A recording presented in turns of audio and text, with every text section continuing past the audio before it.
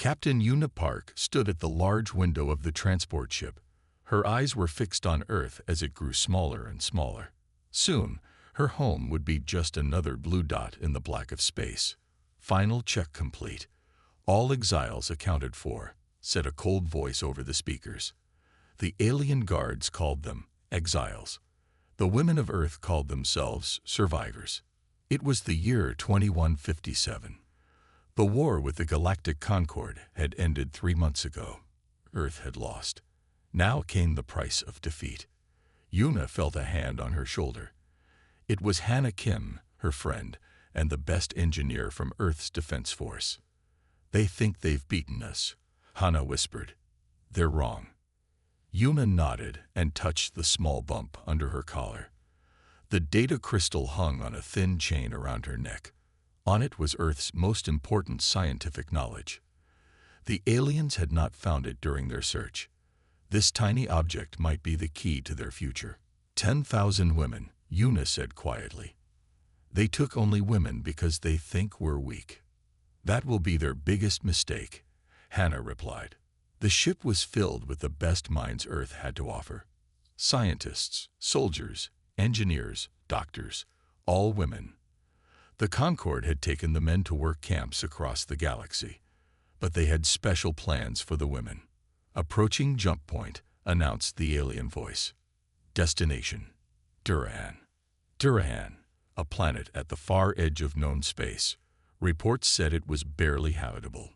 The air was thin in some places, toxic in others. The weather was harsh. Food would be hard to grow. The Concorde had given them supplies to last 6 months. After that, they expected the women to die or beg for rescue. Una turned to look at the crowd of women behind her. Some were crying. Others looked angry. Most just seemed tired. But Una saw something else in their eyes, something the aliens had missed. Determination. "Listen to me," Una said, her voice carrying across the room. The women fell silent. "The Concorde thinks this is our end. They're sending us away to die quietly, to be forgotten." She pulled the data crystal from under her collar and held it up. It caught the light from distant stars, sending small rainbows across the faces watching her. "But this isn't the end," she continued. "This is our beginning. They've taken our home, but not our minds, not our will, not our strength." Hannah stepped forward. "We have everything we need right here," she said, looking around at the gathered women. The ship shuddered as it prepared for the jump to Durahan.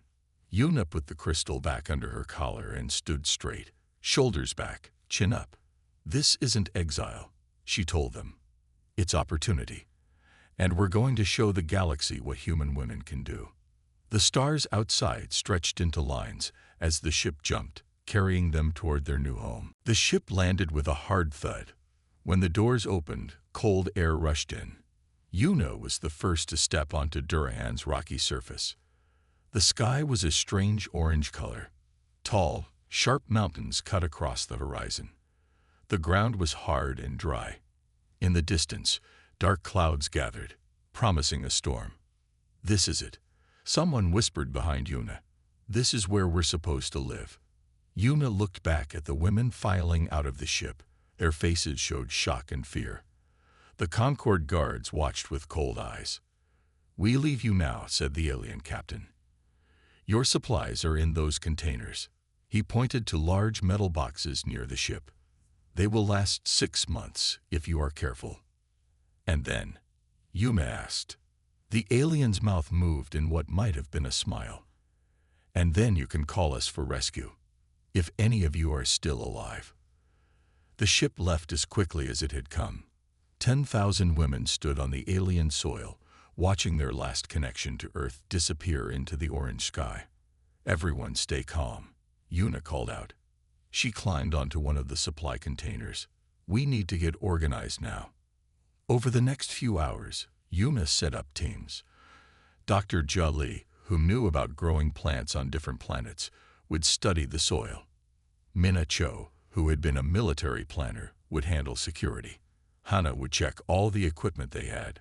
"We have 3 main problems," Una told her team leaders. We need shelter, food, and clean water. Everything else can wait. The women worked without stopping. By nightfall, they had built simple shelters using parts from the supply containers. It wasn't enough for everyone, so they took turns sleeping. Durahan's night was bitter cold. The wind cut through their clothes like knives. Many women cried quietly, thinking of the homes and families they had lost. On the third day, the storm came. Rain fell like tiny bullets, burning their skin. They huddled in their shelters, listening to the storm tear at their fragile camp. "Captain," Hannah called, running through the rain. Her face was red where the raindrops had touched it. "You need to see this." She led Yuna to a small cave where some women had taken shelter. At the back of the cave, something glowed with a soft blue light. "What is it?" Yuna asked, reaching out to touch the strange, crystal-like formation in the rock. As her fingers came close, the glow became brighter. The crystal seemed to pulse, like a heartbeat. "I don't know," Hannah said, "but it reacts to us. Only to us. The scanner says it's giving off energy." Yuna looked at her friend. This could change everything. Outside, the acid rain continued to fall, but inside the cave, for the first time since landing on Durahan, Yuna felt hope. 3 months passed. The women built a small settlement near the caves where they first found the glowing rocks. They named these strange formations echo crystals because they seemed to echo human energy back. Hannah spent most of her time studying the crystals. She worked in a small lab the women had built from parts of their supply containers. "Yuna, come quickly," Hannah called one morning. Her voice was excited. "I found something amazing." Yuna hurried to the lab. Hannah held a small piece of echo crystal between her fingers. It glowed brightly. "Watch this," Hannah said. She closed her eyes. The crystal's glow changed from blue to purple. "How did you do that?" Yuna asked. "With my thoughts," Hannah explained. "These crystals respond to our minds. I think they can store energy from our thoughts and feelings." This was big news. If the crystals could store energy, they might power the women's equipment when their fuel ran out. At the same time, Dr. Jia made her own discovery. She burst into Yuna's shelter, holding a glass jar filled with yellow dust. "The air here isn't just toxic," Jia said. "It contains special particles. When we process them correctly, they can power our equipment. Maybe forever." Yuna felt hope rising, but that hope was short-lived. Later that day, a Concorde ship appeared in the sky. It landed near the settlement. Out stepped a tall, thin alien with pale blue skin. His name was Sunho Kang. "I am here for inspection," Sunho announced. His cold eyes looked over the women's settlement with surprise. "You were not expected to survive this long." "We are stronger than you think," Yuna said.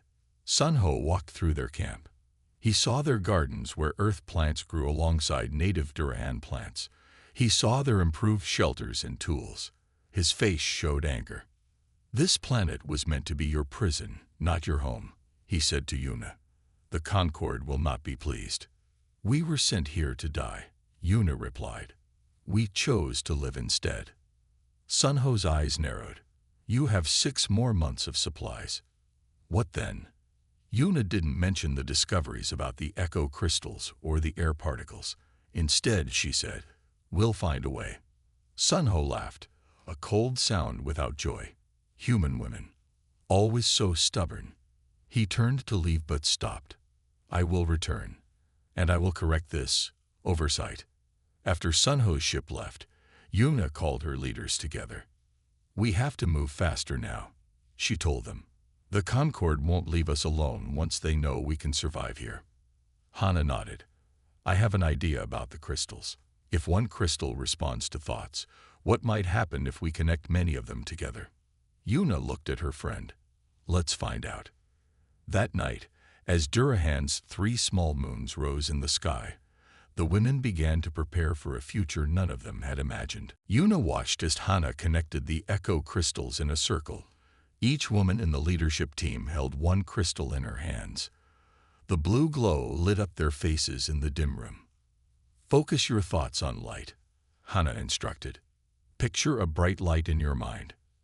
Yuna closed her eyes. She thought of sunshine on earth, warm and golden. The crystal in her hand grew hot. Look, Duri gasped. Yuna opened her eyes. The crystals were no longer just glowing. They were sending beams of light to the center of their circle. Where the beams met, a ball of light floated in the air. It's working, Hannah whispered. The crystals are connecting our thoughts. Over the next weeks, the women learned to use the crystal network. They could send messages across long distances by thinking through the crystals. No radios needed. The Concord couldn't hear these messages. Minna used this new power to set up guards around their growing settlement. If danger came, everyone would know at once. With Gia's discovery about the air particles, Hannah built new power systems. Their equipment would now run forever. They no longer feared when their supplies would run out. We need a real home, Yuna said one day. Not just shelters. A place that is ours. The women began building a permanent settlement. They named it New Soul. They used rocks and the strange red wood from Durhan's trees. They planted gardens with food from earth and new plants Ja had found safe to eat. One evening, Duri ran to find Yuna. The young engineer's face was flushed with excitement. Captain, I found something new about the crystals, she said. Come see. Duri led Yuna to a small room where 5 women sat in a circle, each holding a crystal. Watch the cup, Duri said, pointing to a metal cup in the center of their circle. The women closed their eyes. The cup began to shake. Then, slowly, it rose into the air. They're moving it with their minds, Duri explained. When many of us focus together through the crystals, we can move things. We can change the temperature too, maybe even control the weather in small areas. Yuna stared at the floating cup. This was more than just survival.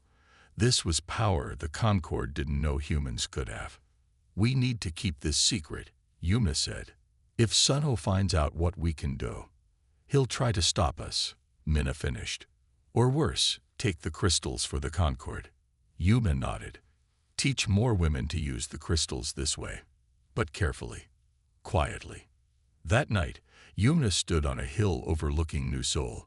Lights glowed in the windows of their new homes. Women walked the streets, talking and laughing. Some carried small echo crystals that lit their way. In just 4 months, they had built more than a settlement. They had built the beginning of a new world. Their world. But Yuma knew Sunho would return. And when he did, they needed to be ready. 6 months after landing on Durahan, the women saw a fleet of Concord ships in the sky, 3 large warships and 4 smaller ones. He's back, Minna said, standing next to Yuna. And he brought friends. Yuna touched the echo crystal hanging around her neck. Send the signal. Everyone in position. The women had prepared for this day. Each one knew what to do. Sunho's ship landed first. He stepped out, followed by 20 armed guards. His cold eyes took in New Seoul with obvious shock. Impossible, he muttered. Where he expected to find dying women begging for help, he found a thriving city. Stone buildings stood in neat rows. Gardens grew food. Women walked with purpose, healthy and strong. Welcome back, Yuna said, walking up to meet him. Sunho's face twisted with anger. This ends today, he said. The Concord has decided you are to be relocated, separated. Each of you will serve on different Concord planets. As slaves, Yuna said. Sunho smiled. As servants, it is more than humans deserve. He waved his hand. Soldiers began to march from the ships. You have 1 hour to gather your people, Sunho ordered. Anyone who resists will be punished. Yuna didn't argue. She simply walked away, touching her crystal again. Throughout New Seoul, women received her message. Asterisk, it's time asterisk. The Concord forces moved into the city, but something strange began to happen. The ground under their feet trembled. Small stones rolled down the hillside, then bigger ones. Soon, A landslide blocked the path of one group of soldiers. Near another group, the air suddenly sparked with electricity. Their weapons stopped working. The soldiers looked confused. Dark clouds formed over the ships. Lightning struck near them. Wind began to howl. "What is happening?" Sun Ho demanded, looking at the sky. Yuna stood calmly before him. All around her neck and wrists, echo crystals glowed bright blue. "Durahan is happening," she said. "This planet belongs to us now, and it doesn't want you here." Sun Ho's eyes widened as he looked around. He saw women standing on rooftops, on hills, in doorways. Each held glowing crystals. Their eyes were closed in concentration. The storm grew stronger. The ship's engines sparked and failed. "This is impossible," Sun Ho said. "Human women don't have this power." "We didn't," Yuna agreed. "But Durahan has changed us." Sun Ho ran back to his ship, shouting orders. His soldiers retreated, confused and afraid.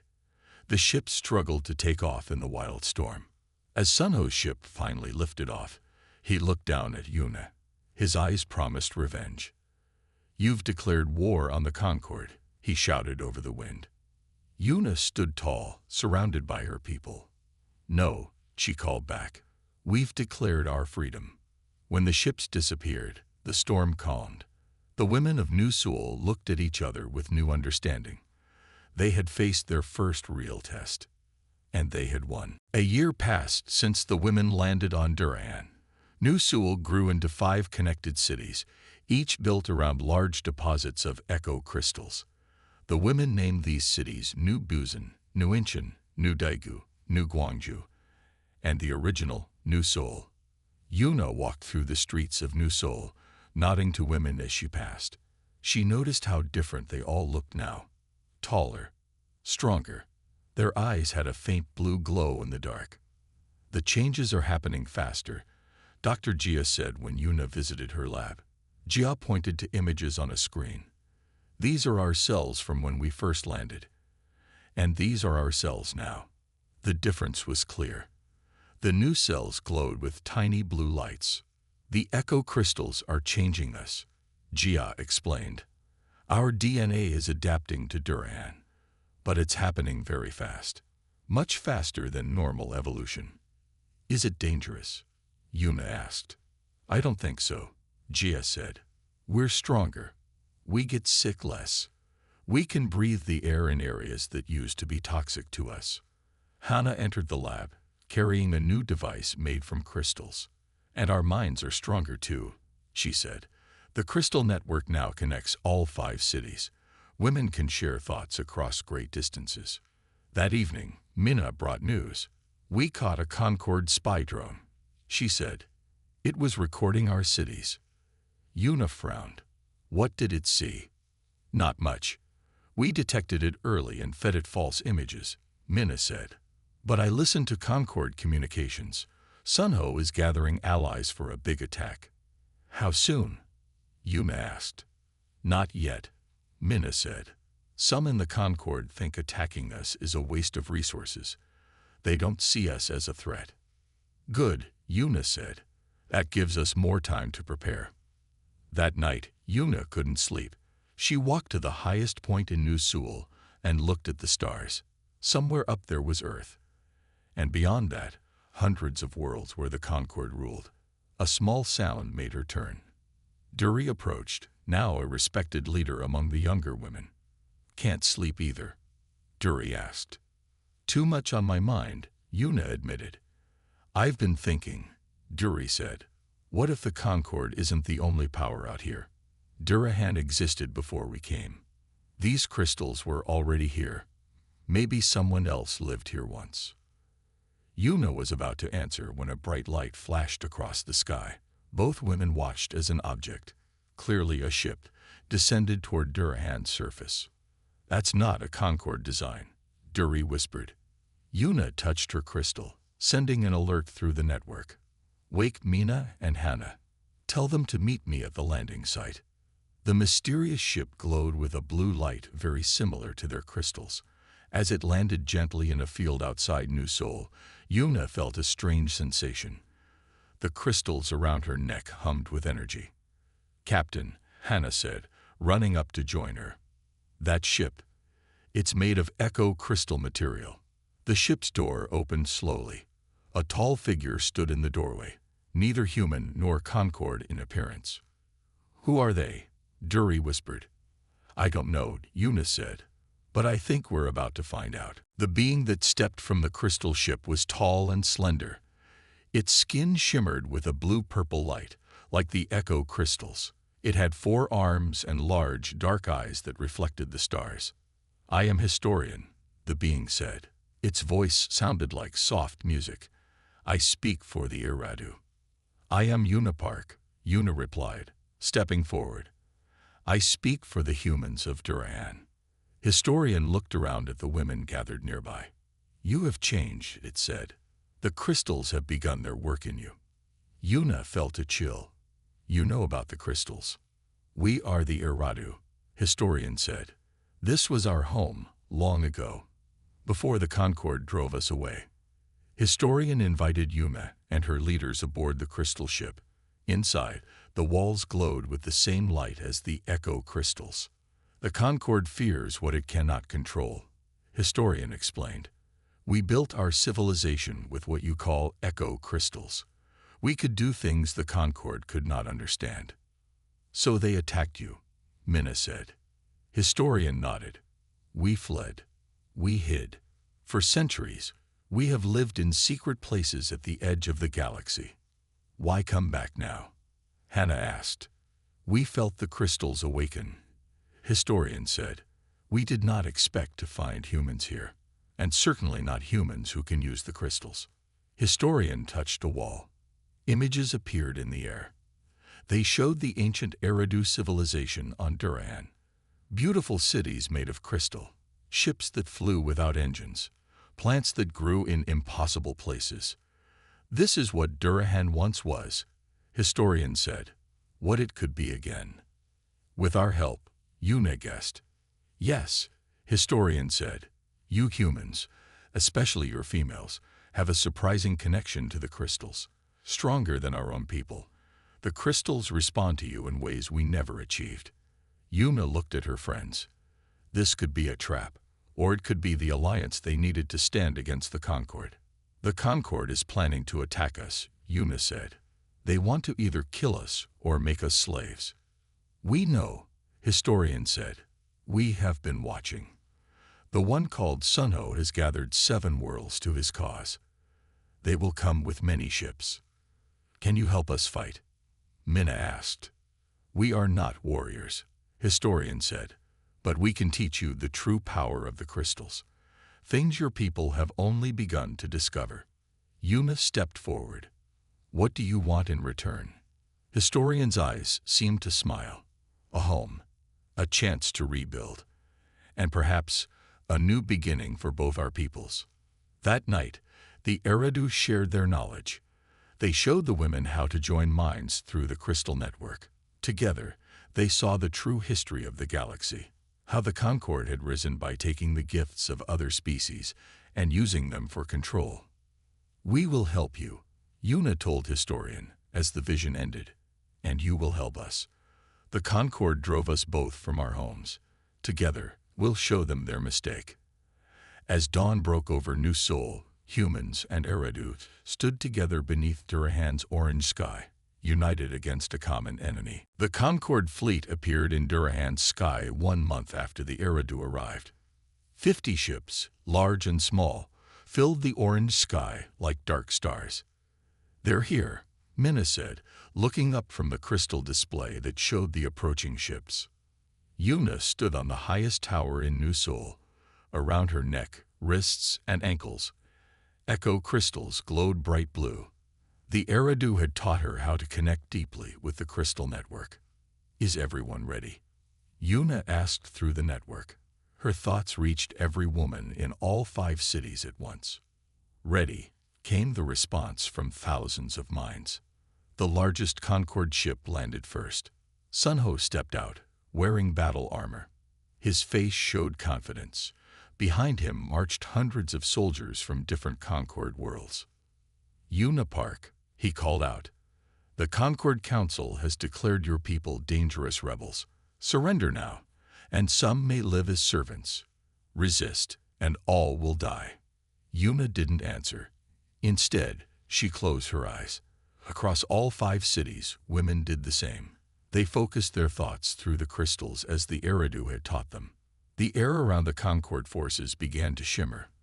The ground trembled. The sky darkened. "Attack," Sunho ordered. His soldiers raised their weapons. But something strange happened. Their weapons grew too hot to hold. The soldiers dropped them, crying out in pain.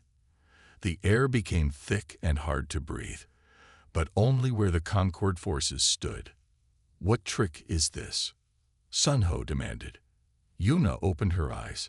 "No trick, just the power of Durahan." Across the battlefield, women controlled the elements through their connected minds. Some created walls of wind that pushed back the soldiers. Others made the ground soft under the Concord ships so they sank into the earth. Some created illusions that confused the enemy, making them see dangers that weren't there. Sunho watched in horror as his invasion force fell into chaos. "This is impossible," he shouted. During the confusion, Yuna led a small team including Hana and Duri towards Sunho's command ship. They wore crystal suits the Eridu had helped them make. These suits let them pass through solid objects for short periods. They walked through the ship's wall as if it were air. Inside, they moved quickly toward the command center. The few guards they met saw only empty hallways, another trick the crystals allowed. In the command center, they found Sunho, who had retreated from the battlefield. He spun around when they entered, his eyes wide with shock. "How did you get in here?" he demanded. "You never understood what you gave us when you sent us to Durahan," Yuna said. "This planet has powers the Concord never discovered." Sunho drew his weapon. "I should have killed all of you when we first conquered Earth." "Why do you hate humans so much?" Yuna asked. Sunho's face twisted with anger. "Because your forces, under your command, Captain Park, defeated my people years ago. You humiliated us before the Concord. I swore revenge." "So this was personal," Yuna said, understanding at last. "Not Concord policy, but your vendetta." Sunho raised his weapon. "And it ends now." As Sunho aimed his weapon at Yuna, Hana and Duri placed their hands on the ship's walls. The echo crystals in their suits glowed brightly. Suddenly, the lights on Sunho's weapon died. "No power for you here," Hana said quietly. Yuna stepped forward. "You have a choice, Sunho. Continue a war you cannot win, or accept that humans have earned their place in the galaxy." "Never," Sunho spat. "Humans are meant to serve, not to rule." "We don't want to rule," Yuna said. "We want to live free." Duri touched a control panel. Screens lit up around the command center, showing the battle outside. The Concord forces were retreating. Several ships had been disabled by the women's crystal powers. "Your invasion has failed," Yuna said. Sunho lunged at her in rage. But Yuna was faster now, changed by Durahan. She stepped aside easily. "Enough," she said. She placed a crystal against Sunho's forehead. His eyes widened as his thoughts were suddenly broadcast to every ship in the Concord fleet. The other Concord leaders saw the truth. How Sunho had lied about the threat from Durahan. How his real motive was personal revenge. How he had risked Concord lives for his own hate. 3 days later, the remaining Concord ships left Durahan's orbit. But not all went home. 7 ships from different Concord worlds remained. They sent messages asking to speak with the Durahan sovereignty, the name the Concord now used for the women's new nation. "They want to trade with us," Minna told Yuna, amazed. "They say the Echo Crystal technology could help their worlds." "And they fear us now," Hana added, "which is not a bad thing." 3 years passed. New Seoul grew into a true city. Humans and Eridu lived and worked together. The echo crystals were now part of daily life, powering homes, healing the sick, and connecting minds across great distances. Yuna stood with her leadership council, Hana, Jia, Mina, and Duri, watching as ships landed for the first Duran conclave. Representatives from 20 worlds, including some from the Concord, had come to discuss trade and alliance with the new power in the galaxy. One more ship coming in, Mina said, checking her crystal display. Yuna felt her heart beat faster. This ship was from Earth, the first contact since their exile. The ship landed. The door opened. 5 men in Earth military uniforms stepped out, looking around with wide eyes. They clearly expected to find the same women who had been exiled 3 years ago. Instead, they saw the leaders of a powerful new civilization. Women changed by Duran. Taller, stronger, eyes with a slight blue glow. And behind them, their Eridu allies and cities built with technology beyond Earth's understanding. The lead Earth officer approached, trying to hide his shock. "Captain Park, we've come to check on your welfare." Yuna smiled. She wore the symbols of her office now, crystals woven into her clothes that glowed with her thoughts. "Welcome to Durahan," she said, stepping forward to greet them. "We have much to show you about what humanity can become." Around her neck hummed the data crystal she had smuggled from Earth years ago. They hadn't needed it after all. Durahan had given them something better, not just survival, but evolution. The exiled women had not just built a new home, they had built a new future. The end.